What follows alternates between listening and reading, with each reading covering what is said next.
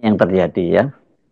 Kenapa sih Bahlil kok kemudian mengambil keputusan sendiri semacam itu?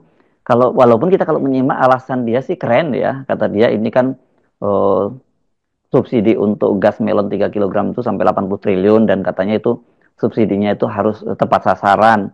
Selain itu katanya ini juga dalam rangka memutus mata rantai untuk agar jangan terjadi harga-harga tetap dinaikkan walaupun sebenarnya itu sudah disubsidi oleh pemerintah gitu. Tapi kenapa kebijakannya seperti itu? Pasti peristiwa kekacauan distribusi LPG ini bukan sekedar tak paham tentang manajemen distribusi, tapi juga nggak paham bahwa kebutuhan energi itu ada kebutuhan dasar. Terlambat 1 menit, terlambat 20 menit itu tempe goreng itu jadi gosong. Kehabisan energi itu LPG itu artinya bahan makanan yang ada di kulkas itu nggak bisa dimasak lagi itu.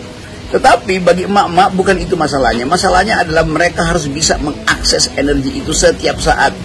Itu harus dijamin oleh negara tuh. Jadi atas alasan apapun yang harus diutamakan adalah piring emak-emak itu tidak boleh kosong. Karena dia mesti beri makan pada anak-anaknya, pada keluarganya. Dan bahkan mungkin ada emak-emak yang mensuplai bahan untuk makan siang bergizi gratis. Jadi semua hal itu kan mesti dibayangkan di dalam kepala seorang menteri itu.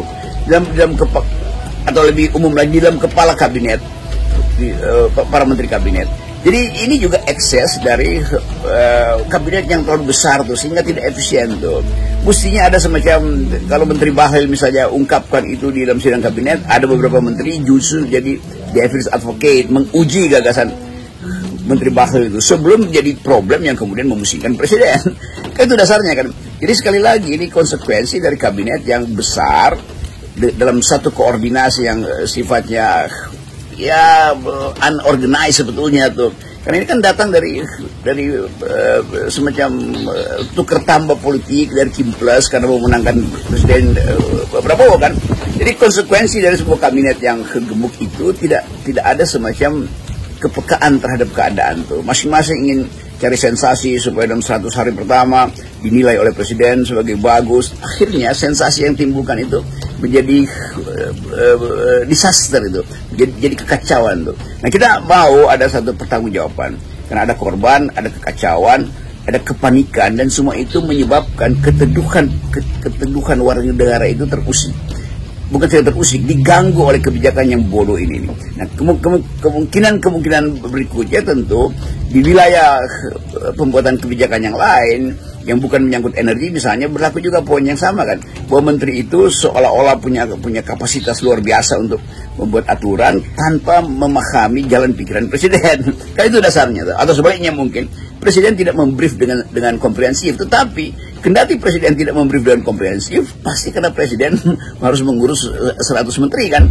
Jadi kemampuan menteri itu betul-betul harus inline dengan paradigma presiden, supaya sekali membaca keinginan presiden atau instruksi presiden, dia tidak menimbulkan disaster. Kalau dia potensi menimbulkan disaster, menimbulkan kekacauan, maka dia sudah punya program mitigasi.